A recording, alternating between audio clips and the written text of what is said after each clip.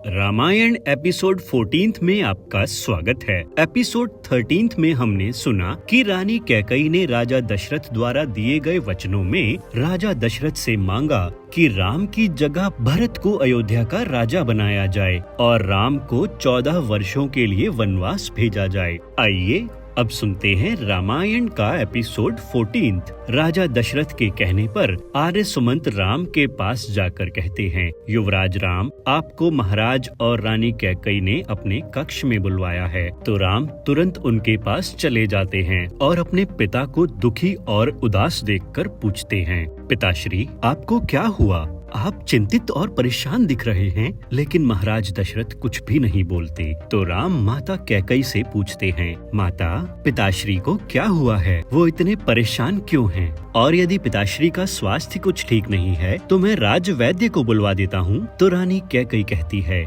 इनका रोग राजवैद्य नहीं, केवल तुम ठीक कर सकते हो राम। संकोच और मोह के कारण जिस बात को ये तुमसे नहीं कह पा रहे, यदि तुम उसे स्वीकार कर लो तो सब ठीक हो जाएगा और मेरी प्रसन्नता भी उसी में है। तो राम माता कैकई से कहते हैं, माता, यदि पिताश्री नहीं कह पा रहे हैं तो आप ही कह दो। तब रानी कैकई कहती हैं, राम, तुम्हारे पिता ने मुझे 2 वर दिए थे और मैंने आज वो वर मांग लिए, लेकिन मुझे लगता है कि महाराज वो 2 वर पूरे नहीं कर पाएंगे और अपने रघुकुल की रीति को तोड़ देंगे, जो कि आज से पहले कभी नहीं हुआ। तब श्री राम कहते हैं, माता, ऐसे क्या वर मांगे हैं आपने? तो रानी कैकई कहती हैं, मैंने मांगा है आज तुम्हारी जगह भरत का राज्य अभिषेक हो और तुम्हें 14 वर्षों का वनवास मिले। ये सुनकर श्री राम कहते हैं, बस इतनी सी बात जिसके लिए पिताश्री इतना परेशान हो रहे हैं? देखो माता, अपने भाई भरत को राजा बनते देख मुझे अत्यंत प्रसन्नता होगी, और रही बात वनवास की, तो वो तो लगता है मेरे कोई पूर्व पुण्य कर्मों का फल है, जो आपकी आज्ञा से मुझे वहाँ जाने का अवसर मिल रहा है, जहाँ ऐसे ऐसे महान ऋषि और मुनियों के दर्शन कर सकूंगा जिनका तेज तीनों लोकों को प्रकाशित कर सकता है। माँ, मेरा तो चारों ओर से कल्याण हो गया। पिता की आज्ञा का पालन, माँ की इच्छा का अनुकरण, छोटे भाई का राज्य अभिषेक और मुनि दर्शन से मेरा कल्याण। माँ, बस इतनी ही बात है ना, कोई और बात तो नहीं? तो रानी कैकई कहती हैं, नहीं पुत्र, महाराज को और कोई दुख नहीं है।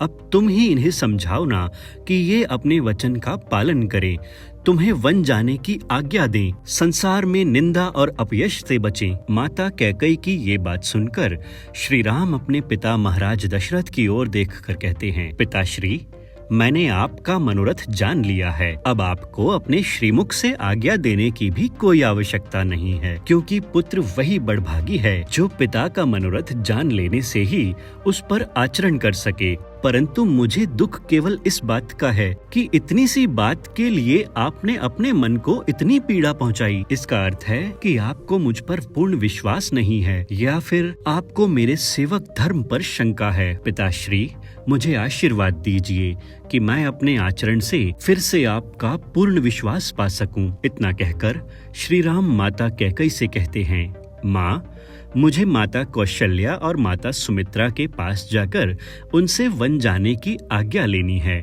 इसीलिए आप भी मुझे आज्ञा दीजिए। तो रानी कैकई मुस्कुराते हुए सिर्फ हाँ में सिर हिला देती है। अब राम अपनी माता रानी कौशल्या के पास आ जाते हैं।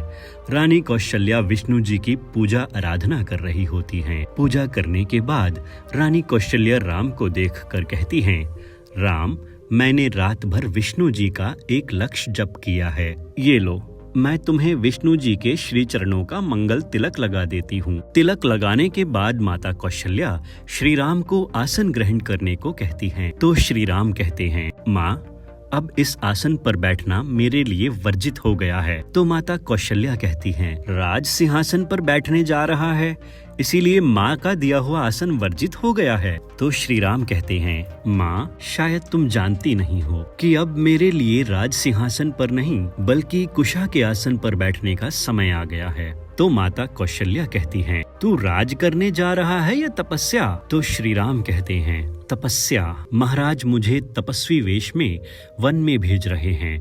मैं 14 वर्ष वन में रहूंगा और महाराज अयोध्या का सिंहासन भरत को देंगे।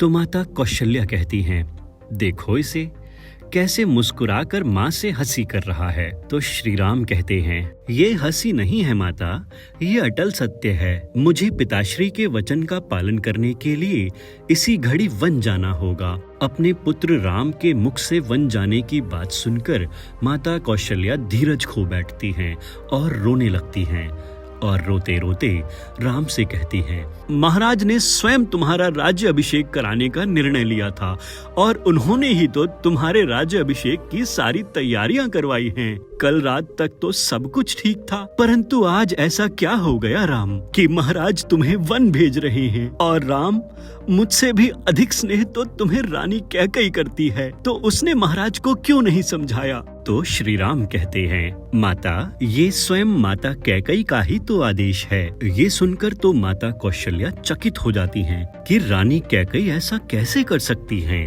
वो तो राम को सबसे अधिक स्नेह करती हैं। फिर श्री राम आगे बताते हैं, पिताश्री ने देवासुर संग्राम में माता कैकई को 2 वर दिए थे। अब उन्होंने वो दोनों वर मांग लिए हैं, भरत का राज्याभिषेक और मुझे 14 वर्ष का वनवास। मुझे आज इसी क्षण जाना होगा, इसीलिए मैं आपसे विदा मांगने आया हूँ माता।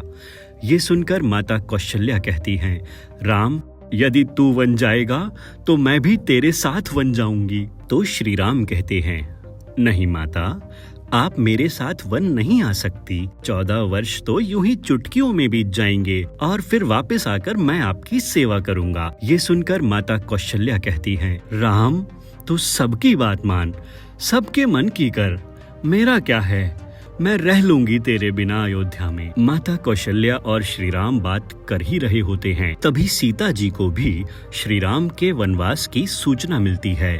तो वो श्री राम और माता कौशल्या के पास आ जाती हैं और रानी कौशल्या के गले लगकर रोने लगती हैं। नमस्कार दोस्तों, ये था रामायण का 14th एपिसोड। हम बहुत जल्द रामायण का 15वां एपिसोड ले आएंगे, तो आप हमारे चैनल को सब्सक्राइब जरूर करें और बेल आइकन भी दबा दें, ताकि रामायण का अगला एपिसोड आते ही आपको झट से पता चल जाए। तब तक के लिए राम राम।